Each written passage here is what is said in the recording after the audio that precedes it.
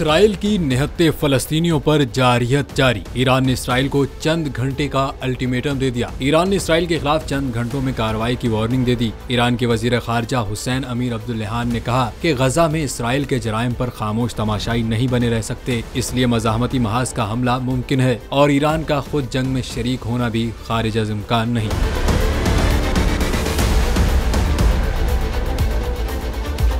ईरानी वजीर खारजा ने एक बयान में कहा है कि इसराइल अमरीकी सहारे पर खड़ा है। एक हफ्ते की जंग ने बता दिया कि इसराइल ये जंग नहीं जीत सकता। हमने जंग में हिस्सा लिया तो इसराइल के ऐवान लरज उठेंगे। वाज़ेह है कि इसराइल की जानिब से गजा पर 10 रोज से मुसलसल बमबारी जारी है, जिसमें अब तक 2800 से ज्यादा फलस्तीनी शहीद हो गए हैं। दूसरी जानिब पाकिस्तान ने गजा में इंसानी अलमिया के पेश नजर फौरी इमदाद भेजने का फैसला किया है। तर्जमान दफ्तर खारजा के मुताबिक गजा में रूनुमा होने वाले इंसानी अलमिया के पेश नजर हुकूमत पाकिस्तान फलस्तीनी भाइयों के लिए फौरी तौर पर इंसानी बुनियादों पर इमदाद रवाना करेगी।